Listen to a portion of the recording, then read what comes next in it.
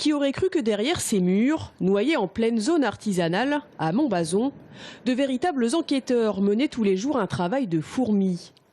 Leur mission ne consiste pas à traquer le crime, mais à retrouver les propriétaires ou ayants droit de comptes bancaires ou de contrats d'assurance en déshérence.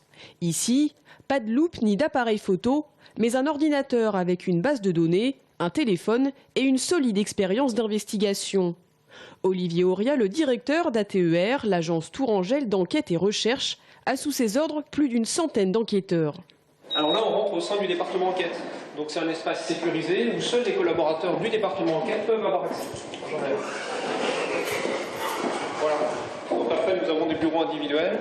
Chaque collaborateur dispose d'un espace de travail qui lui est propre. Car ici, la clause numéro 1, c'est celle de la confidentialité. Formé sur le plan juridique et financier, chaque enquêteur traite en moyenne 6 à 10 dossiers par jour. Mais parfois, l'enquête peut se révéler plus compliquée que prévu. On a des archives en ligne pour les très vieux décès qu'on peut consulter et donc éditer. On a des retours d'état civil faits par les mairies puisqu'on demande systématiquement un acte de décès sur tous nos dossiers. Donc de fait, on débute par la vérification de l'état civil. Donc si l'intéressé est décédé, on va plutôt s'intéresser aux successeurs. Et si l'intéressé est vivant, on va essayer de le localiser par des moyens divers et variés. Donc on utilise le voisinage, la municipalité de proximité, les réseaux sociaux. Ça, on a déjà eu un cas où j'ai retrouvé la conjointe 32 ans après le décès de son époux. Et cette dame avait quitté totalement, elle était en Australie.